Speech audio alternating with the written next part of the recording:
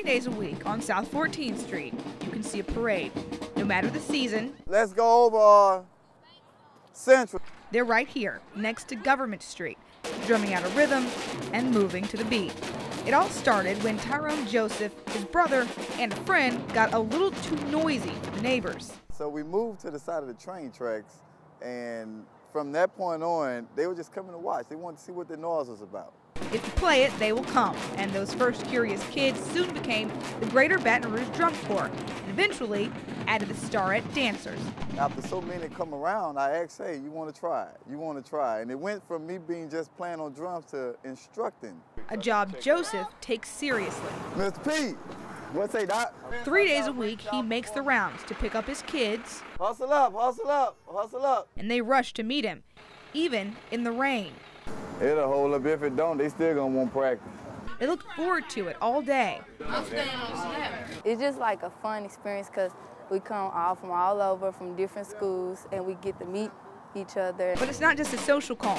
Joseph teaches any kid who wants to join, even if they've never played. The choreographer is his 14-year-old daughter. Some of them didn't know how to dance at all, and I guess after I worked with them for days and days, they got used to dancing. Because of Drum Corps, these kids have had experiences they may never have had, like a trip to Shreveport for a parade. If they have never stayed in a hotel where a swimming pool is at, it was a chance for them to see that. And when we got there, the first thing all the kids hollered was swimming pool. The trips are nice, but it's the life lessons that excite onlooking parents. It gives them something to do besides run around, stand on the corners, and hang out. Joseph just wanted to teach the drums, but he's changing lives. Keep out of trouble. Cut down, need to be on the streets without it violent, and they just join the drum course. Teaching kids to march to the beat of their own drummer. Besides sitting on the train track throwing rocks over the passing cars on Government Street, or just riding around looking for a bicycle to steal, anything other than something negative, I'm for it. Christy Davis, WBRZ, Balance News.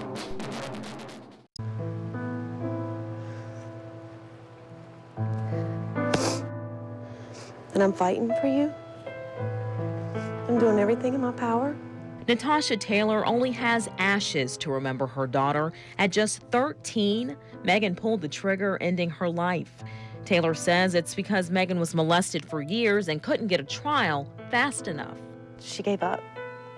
She gave up on the DA's office. She gave up on the police. She gave up on me. During our investigation, we found court minutes showing Megan's trial was rescheduled over and over and over again. In fact, it was continued 7 times. For this to have gone on for 4 years, I mean, does your office feel like that's an extended period of time, especially for a child to get justice? Yeah, absolutely. District Attorney Tony Falterman admits there was a problem, but he says different factors in this case slowed it down. They tried to find the husband and never could find the husband. Last year, a judge issued this bench warrant for the husband's arrest because he didn't show up for court. Well, his attorney tells us he didn't know about some of the scheduled hearings because there was no notice from the court. But we found the minutes show there was. The confusion of it all slowed things down for more than a year. That was the hardest part for me, to see her face drop. Each time it would be postponed. She feels like the DA's office didn't do enough. What would you say to her? That case is still active, and I'm not going to talk about the facts of the case. Falterman did speak in general. Every time you change prosecutors, I mean, they have to get familiar with the case, and it does slow it down. In this instance, Megan's case changed hands 3 times. Half the time I didn't even know who the DA was that was on the case. Another problem? Court time. Judges here handle more than just criminal cases, so there's limited time for prosecutors to schedule trials. Sometimes they only get 1 week out of the month. Falterman says that's just not enough time for the large caseloads that they have. Well, the problem is the numbers, the sheer numbers. I mean, the numbers are increasing all the time because of the increase in population. Megan's case is still moving through court. Both sides showed up last month to see if Megan's videotaped statement to police 4 years ago will be enough for a trial. You can't introduce a videotape of an alleged victim in a trial when the defendant doesn't have the opportunity to conduct cross-examination. Prosecutors think they still have a chance, and they say they're fighting this case to the fullest. I love you. Taylor's fear, it may be too late. If she'd have gotten justice, my little girl would be sitting beside me right now. Dana Hackett, WBRZ, Balanced News. Tears from people who saw a tragic accident on their street. 39-year-old Kareem Dennis run over and killed by the recycling truck he worked on. Sirens replaced the sound of a morning curbside pickup. When we saw the sheet over the body down there, we were really horrified. Rosemont Drive is on the truck's weekly schedule, picking up newspaper, cardboard, plastics, and much more. Because it's a dead end, large trucks can't turn around. They picked up the recycle in front of our house and the house across the street and went on backing down the street. 2 workers are on each truck. One gives instruction while the other one drives. Communication went terribly wrong Tuesday, and no one knew what happened until they heard a scream. I heard the lady screaming, come out.